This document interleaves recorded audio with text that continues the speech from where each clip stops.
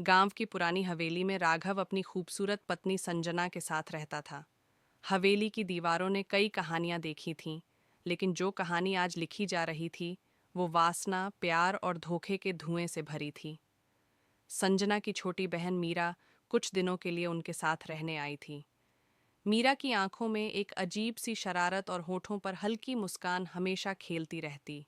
वह राघव से खुलकर बातें करती, छेड़ती और कभी-कभी ऐसी नज़रों से देखती जिससे राघव का दिल हल्का सा कांप उठता। बारिश हो रही थी। हवेली के गलियारों में ठंडी हवा और पानी की बूंदें बह रही थीं। राघव बालकनी में खड़ा था, तभी मीरा आई।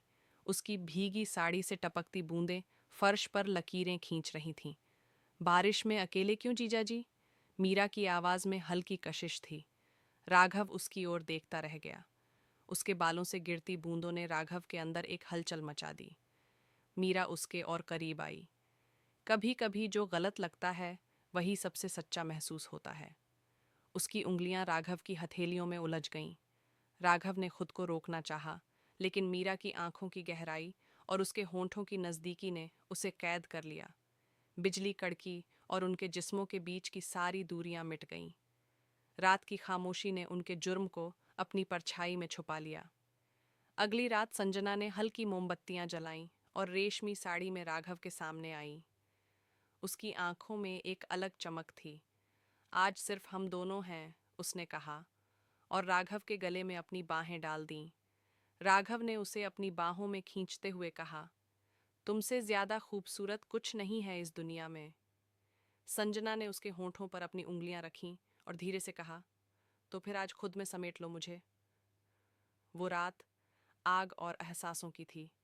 रेशमी चादरों के नीचे उनकी मोहब्बत पिघल रही थी। सांसें तेज और लब्बों के बीच की हर दूरी खत्म हो गई। कमरे की हर दीवार ने उनकी मोहब्बत की सरगम सुनी। कुछ दिनों तक राघव के लिए हर रात एक खेल बन गई। कभी मीरा की वासना भरी बाहों में तो कभी संजना की मोहब्बत की कैद में। लेकिन वो नहीं जानता था कि एक नज़र उसकी हर हरकत पर थी। एक रात जब वह मीरा के साथ था, दरवाजे पर दस्तक हुई। दरवाजे पर संजना खड़ी थी। उसकी आंखों में न आंसू थे न गुस्सा, बस एक अजीब सी मुस्कान। तो ये है तुम्हारी सच्चाई? संजना की आवाज़ में बर्फीली ठंडक थी। मीरा ने सहमते हुए कहा, दीदी, मैं। संजना ने उसे रोक दिया। मत बोलो, मैंने सब देखा और सहा है, लेकिन तुम दोनों ये भूल गए कि ये कहानी मैं लिख रही थी।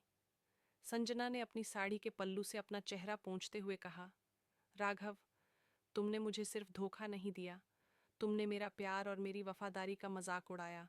लेकिन अब ये कहानी सिर्फ तुम्हारी नहीं होगी, अब हर रात मेरी होगी, लेकिन मेरी शर्तों पर। राघव और मीरा दोनों हैरान थे। उस रात के बाद राघव की जिंदगी बदल गई। अब हर रात वह किसी एक की नहीं थी। कभी मीरा की चाहत उसे अपने जाल में खींच लेती, तो कभी संजना का प्यार उसे बंधन में बांध लेता। लेकिन हर रात उसकी रूह तड़पती थी, क्योंकि अब वह दोनों के पास था, लेकिन किसी का नहीं। इश्क दो रंग में खिलता है, एक आग बनकर और दूसरा राख बनकर। और राघव ने दोनों रंगों का स्वाद चखा था, लेकिन अब उसके हिस्से में सिर्फ राख बची थी।